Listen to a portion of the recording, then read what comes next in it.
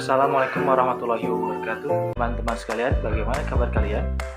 Hari ini kami dari kelompok 4 berkesempatan untuk memaparkan materi hasil diskusi kami yang berjudul Bisnis Syariah sebagai Pekerjaan Mulia. Sebelumnya, izinkan saya, Uray Muhammad Dinan, untuk memperkenalkan anggota kelompok yang akan memaparkan materi pada hari ini. Pemateri pertama yaitu Aisri Mulyani, lalu pemateri kedua yaitu Galia Aprilia, dan yang terakhir oleh saya sendiri. Untuk mengefektifkan waktu, kita masuk dalam pemaparan materi yang pertama. Assalamualaikum warahmatullahi wabarakatuh. Perkenalkan, nama saya Aisri Mulyani dari kelas manajemen 4E. Di sini saya akan menjelaskan tentang pengertian perdagangan. Perdagangan adalah jual beli dengan tujuan untuk mencari keuntungan. Penjualan merupakan transaksi paling kuat dalam dunia perniagaan, bahkan secara umum adalah bagian yang terpenting dalam aktivitas usaha. Kalau asal dari jual beli adalah disyariatkan, sesungguhnya di antara bentuk jual beli ada juga yang diharamkan dan ada juga yang diperselisihkan hukumnya. Oleh karena itu, menjadi satu kewajiban bagi seorang usahawan muslim untuk mengenal hal-hal yang menentukan sahnya usaha jual beli tersebut dan mengenal mana yang halal dan mana yang haram dari kegiatan itu, sehingga ia betul-betul mengerti persoalan tersebut. Allah berfirman dalam Al-Quran surat Al-Baqarah ayat 275, A'udzubillahi minasyaitonirrajim, Bismillahirrahmanirrahim, wa ahallallahu al-bai'a wa harrama riba, yang artinya, dan Allah menghalalkan jual beli serta mengharamkan riba. Yang kedua yaitu bisnis dalam syariah. Bisnis dapat dikatakan sebuah kegiatan yang terorganisir karena di dalam bisnis ada banyak kegiatan yang dilakukan. Kegiatan tersebut dimulai dengan input berupa mengelola barang, lalu diproses, setelah itu menghasilkan output berupa barang setengah jadi atau barang jadi. Sedangkan secara etimologis, bisnis memiliki arti di mana seseorang atau sekelompok dalam keadaan yang sibuk dan menghasilkan keuntungan atau profit bagi dirinya atau kelompok. Dalam Al-Quran juga menjelaskan tentang prinsip bisnis, beberapa konsep bisnis. Yang pertama diantaranya at-tijarah yang artinya berdagang atau berniaga, al-bai'u yang artinya menjual, dan tadayantum yang artinya muamalah.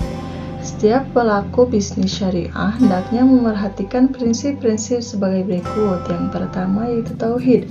Tauhid atau keimanan mempunyai peranan yang penting dalam kehidupan manusia. Tauhid merupakan segala sesuatu yang dilakukan hamba Allah sebagai wujud taatnya kepada Allah Subhanahu wa Ta'ala. Yang kedua yaitu akhlak. Prinsip ini merupakan bentuk dari pengamalan sifat-sifat yang dimiliki oleh Nabi dan Rasul dalam seluruh kegiatan ekonomi.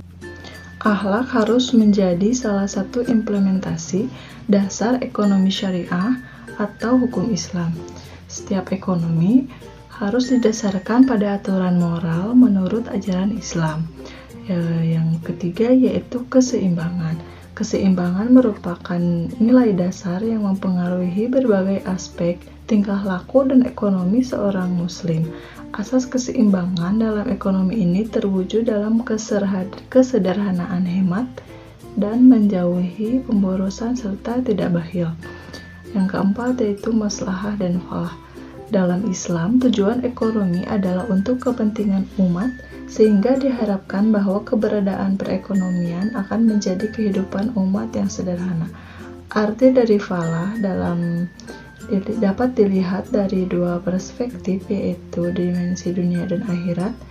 Dari dimensi dunia yaitu diartikan sebagai kelangsungan hidup, kebebasan dari segala bentuk kemiskinan, kebebasan dari bentuk ketidaktahuan. Dari dimensi akhirat yaitu ditafsirkan sebagai suatu yang baka dan mulia, seperti kehidupan kekal yang sejahtera. Yang terakhir yaitu keadilan. Kata-kata keadilan sering diulang dalam Al-Quran dan dalam bisnis syariah. Keadilan sangat ditekankan dan menjadi tugas dalam setiap kegiatan. Keadilan didefinisikan sebagai perilaku di mana sesuatu dapat ditempatkan sesuai dengan tempatnya. Terima kasih, sekian dari saya. Saya, Velia Prilia, akan melanjutkan pembahasan materi yang telah disampaikan oleh rekan saya sebelumnya. Oke, kita langsung saja ke pembahasan. Bisnis dapat dibedakan dari segi kepemilikannya, yaitu pemilik tunggal dan kerjasama. Pemilik tunggal merupakan bentuk bisnis yang paling sederhana yang dimiliki oleh seseorang atau keluarga dan dijalankan sendiri. Nah, diantaranya yaitu yang pertama, murabahah.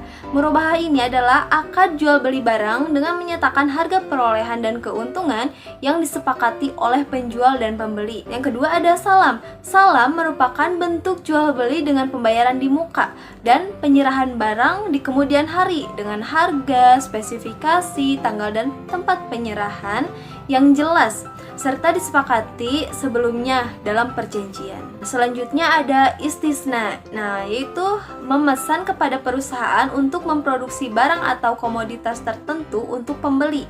Istisna ini biasanya diaplikasikan untuk industri dan manufaktur. Keempat ada ijaroh. Ijaroh ini biasa disebut sewa, jasa atau imbalan, merupakan suatu jenis akad untuk mengambil manfaat dengan jalan penggantian. Nah, selanjutnya ada ijaroh wa iktina. Ini adalah transaksi sewa jual beli dengan perjanjian untuk menjual atau menggihabkan objek sewa ya di akhir periode, sehingga transaksi ini diakhiri dengan alih kepemilikan objek sewa. Nah, selanjutnya ada ujroh. Ujroh ini adalah imbalan yang diberikan atau yang diminta atas suatu pekerjaan yang dilakukan. Akad ini diaplikasikan dalam produk jasa keuangan bank syariah. Nah, dan yang terakhir ada saf. Saf ini adalah jual beli suatu valuta dengan valuta lain. Produk jasa perbankan yang menggunakan saf ini adalah fasilitas penukaran uang. Nah, lalu kepemilikan bisnis yang selanjutnya yaitu kerjasama. Nah, merupakan hubungan antara dua orang atau lebih dalam menjalankan sebuah bisnis, mendistribusikan keuntungan atau kerugian dengan seluruh atau salah satu dari mereka yang menanggungnya. Nah, diantaranya yang pertama ada mudharabah. Nah, ini adalah persetujuan kongsi antara harta dari salah satu pihak dengan kerja dari pihak lain, berupa penyerahan modal uang kepada orang yang berniaga sehingga ia mendapat persentase keuntungan. Nah, selanjutnya ada musyarakah. Musyarakah ini adalah akad di mana pihak-pihak bertransaksi, saling mencampurkan asetnya menjadi satu kesatuan dan kemudian menanggung resiko bersama-sama untuk mendapatkan keuntungan. Oke, selanjutnya ada muzaroah. Nah, muzaroah ini adalah mengerjakan tanah milik orang lain seperti sawah ataupun ladang. Nah, dengan imbalan sebagian hasilnya. Kemudian ada musakoh. Nah, ini merupakan bentuk kerja sama di mana pemilik tanah memberikan tanaman kepada petani untuk dikelola, sementara pembagian hasilnya sesuai dengan kesepakatan kedua belah pihak.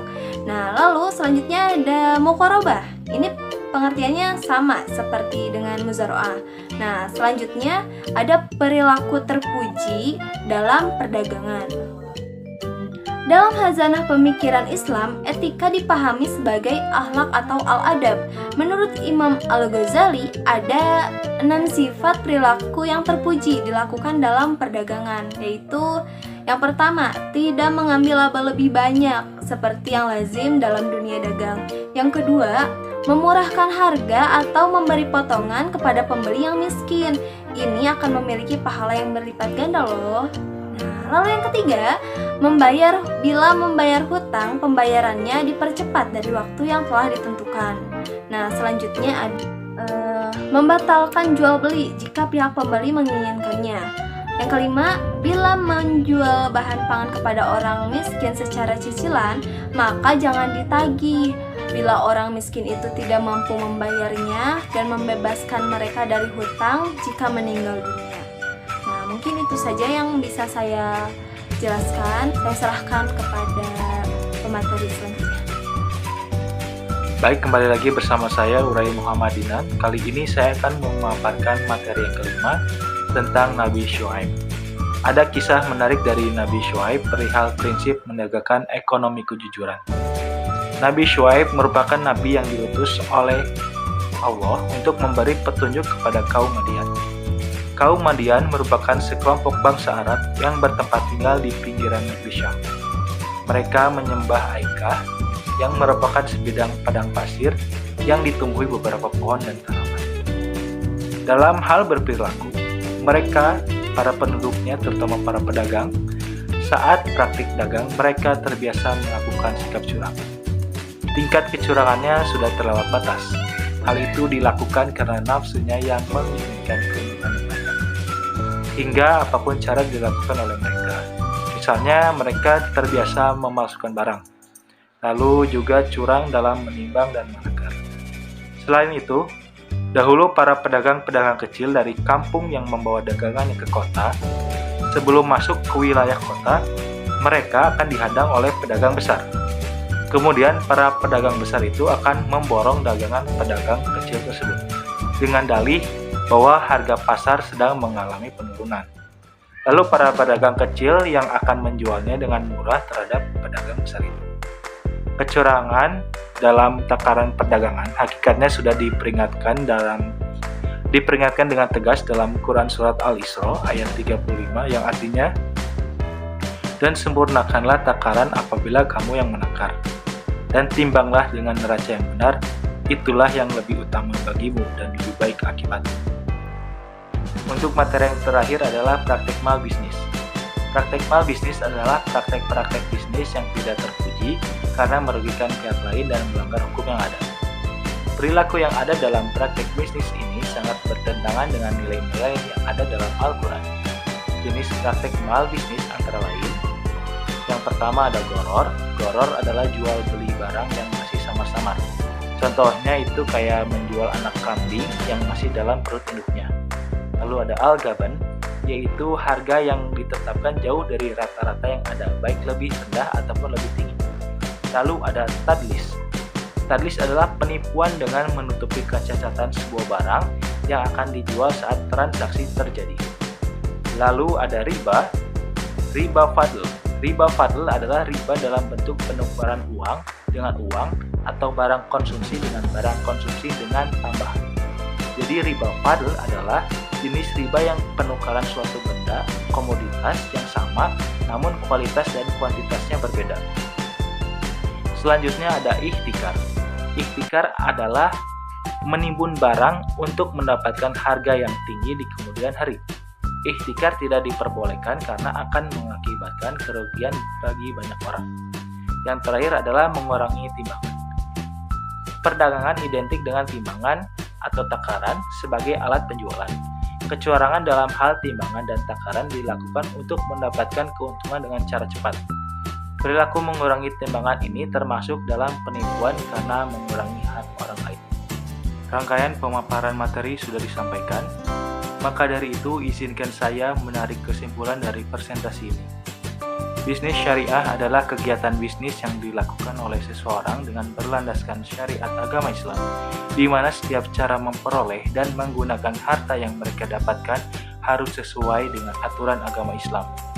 Bisnis syariah memiliki beberapa bentuk di mana keseluruhannya berlandaskan etika bisnis dan mengutamakan kemaslahatan bagi orang banyak, lebih terkhusus pencarian nafkah bagi para pelaku bisnis tersebut. Kisah Nabi Syuaib dapat kita jadikan pelajaran perihal prinsip menegakkan ekonomi kejujuran. Bisnis syariah adalah soal bagaimana menjadi pribadi yang manfaat bagi orang banyak. Maka tak salah jika mengatakan bisnis syariah adalah pekerjaan yang mulia. Mungkin itu saja dari kami. Mohon maaf apabila ada kesalahan yang kurang berkenan. Wassalamualaikum warahmatullahi wabarakatuh.